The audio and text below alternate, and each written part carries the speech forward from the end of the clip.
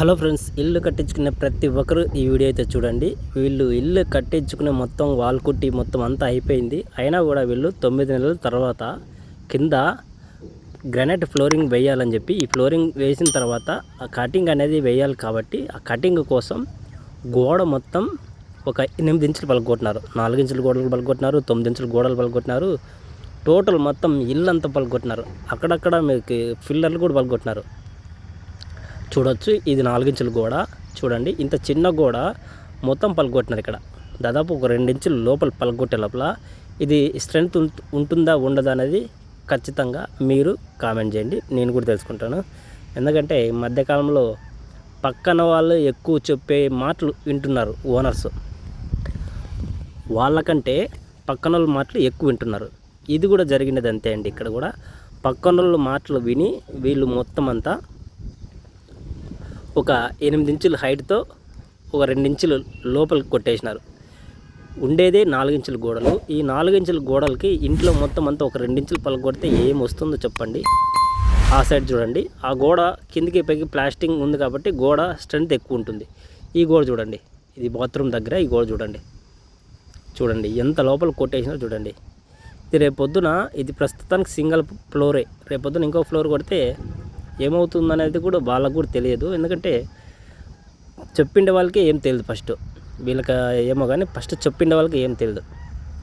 కాబట్టి ఇలాంటి వర్క్ చేయించుకోవాలి అనుకున్నప్పుడు కొంతమందిని కన్సల్టింగ్ కానీ, మీరు కన్సల్టింగ్ అయితే వాళ్ళు చెప్తారు ఇట్లా చేయించుకుంటే బాగుంటుందా, చేయించుకోకుంటే బాగుండదా అనేది ఖచ్చితంగా చెప్తారు.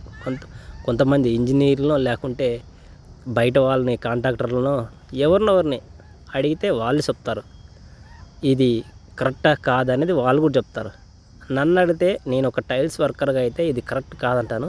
ఇండ్లు కట్టిన 9 నెలల తర్వాత ఈ విధంగా మొత్తం ఫ్లోరింగ్ వేయడానికి కోసం ఈ విధంగా మొత్తం కట్టేంత పలకొడితే ఇండ్లు స్ట్రెంత్ అనేది కోల్పోతుంది. కాబట్టి మీరు నచ్చినట్లు చేయించుకోవాలనుకున్నారు కదా, మీరు కటింగ్ లోపల గోడ లెవెల్కి పెట్టించుకోవాలనుకున్నారు కదా, ఇల్లు కట్టేటప్పుడే కాంట్రాక్టర్ చెప్పాలి మీరు ఈ సైజులో మీకు కటింగ్ చేయాలి ప్లాస్టింగ్ అని చెప్తే వాళ్ళకు కూడా కొద్దిగా పని తగ్గిపోతుంది కదా. ఇప్పుడు కూడా వీళ్ళకి పని ఎక్కింది, మళ్ళీ పని తగ్గిపోతుంది వాళ్ళకు కూడా. ఇప్పుడు పలకొట్టిన దానికి ఎట్లా లేదన్నా దగ్గర ఒక 10,000 రూపాయలను తీసుకుంటాడు. ఎందుకంటే ఇల్లు మొత్తం డబుల్ బెడ్రూమ్, ఇది ఇల్లు మొత్తం అంతా పలకొట్టినాడు. ఎక్కడెక్కడ గ్యాప్ లేకుండా టోటల్ పలకొట్టేసినాడు. ఏడేగాని గ్యాప్ లేదు, కొద్దిగా కూడా గ్యాప్ లేదు, మొత్తం పలకొట్టినాడు.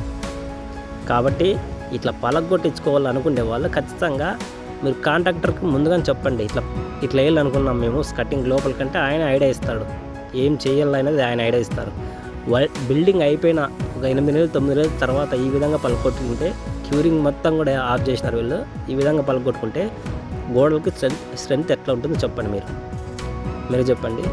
సో నేనైతే ఈ విధంగా అయితే ఎవరు చేసుకోవద్దని చెప్తాను.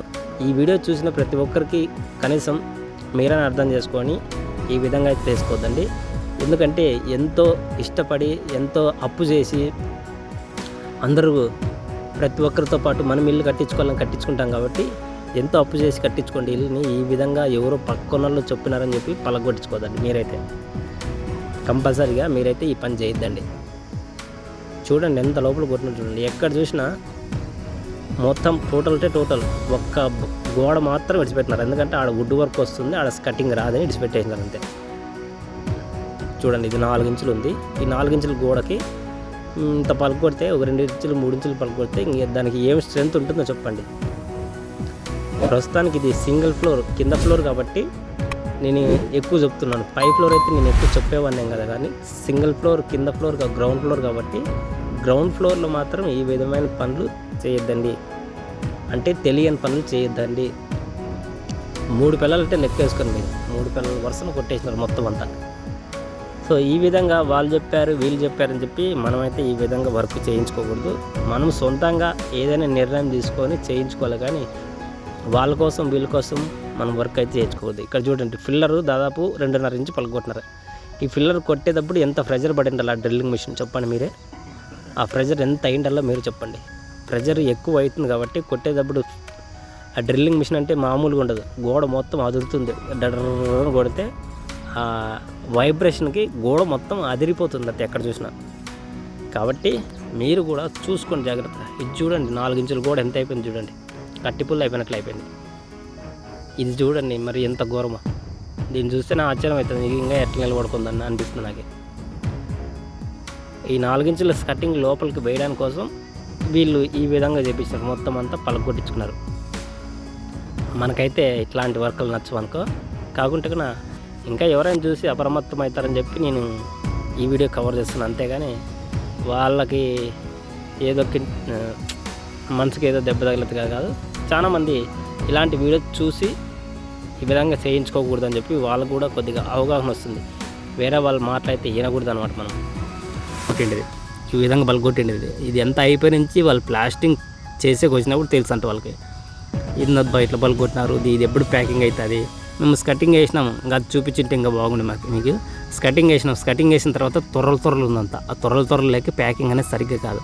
కాకుంటే ఇక్కడ ఉండే బెల్లార్లు కొద్దిగా సీనియర్ ఎక్స్పర్ట్లు కాబట్టి ఆ తొర్రలు లేక మొత్తం అంతా ఏళ్ళతో ఇట్లా దూర్చిపెట్టినారంతా. దూర్చాల్సిందే, దూర్చుకోకుండా రేపు పొద్దున్న డ్యామేజ్ అయిందంటే మళ్ళీ లేనిపోని తెప్పులు వస్తుంది కాబట్టి మొత్తం దూర్చి దీని క్యూరింగ్ కూడా చేయలేదు. క్యూరింగ్ చేయడం వలన మొత్తం అక్కడక్కడ డొక్కు సౌండ్ వస్తుంది, టోల్ సౌండ్ వస్తుంది. ఈ సౌండ్ వస్తుంటే ఎందుకు వస్తుంది సౌండ్ అని చెప్పి మళ్ళీ వాళ్ళే అడుగుతున్నారు. కాకుంటే కొంతమందికి తెలిసిన వాళ్ళకి ఈ సౌండ్ ఎందుకు వస్తుందో తెలుసులని చెప్పి చెప్తున్నారు వాళ్ళు. కాకుంటే ఏది ఏమైనా కూడా మీరు ఇల్లు కట్టించుకున్నప్పుడు మీకు ఇష్ట ప్రకారంగా మీరు కట్టించుకోండి. వాళ్ళు ఎవరో చెప్పినారు వీళ్ళు ఎవరో చెప్పినారు అని చెప్పి కట్టించుకోవద్దండి. అట్లాదప్పుడు మనం ఇల్లు కట్టించుకున్న వేస్ట్. మన ఇష్ట ప్రకారంగా ఇల్లు కట్టించుకుంటేనే ఆ ఇంటికి లైఫ్ అనేది ఉంటుంది, ఆ ఇంటికి అందం అనేది ఉంటుంది. ప్రతి ఒక్కటి ఆ ఇంటికి రూపురేఖలు అనేది బాగుంటాయి. నా కోసమో ఇంకొకరి కోసం అయితే కట్టించుకోవద్దండి. కాబట్టి నేనేమంటున్నా అంటే ఈ విధమైన పని చేయించుకోవాలనుకుంటే ముందుగానే మీరు డిసిషన్ తీసుకొని కాంట్రాక్టర్కి కానీ ఇంజనీర్కి కానీ చెప్పండి, ఇట్లా చేస్తే బాగుంటుందో బాగుంటుందని ఆయన చెప్తాడు. ఎందుకంటే ఇట్లా లైన్లు ఎన్నో కట్టింటారు కాబట్టి వాళ్ళు ఖచ్చితంగా చెప్తారు. మీరు వాళ్ళని అడిగితే ఖచ్చితంగా చెప్తారు. సో ఇది ఇవాటి వీడియో నచ్చితే లైక్ చేయండి, ఛానల్ సబ్స్క్రైబ్ చేసుకుంటారు.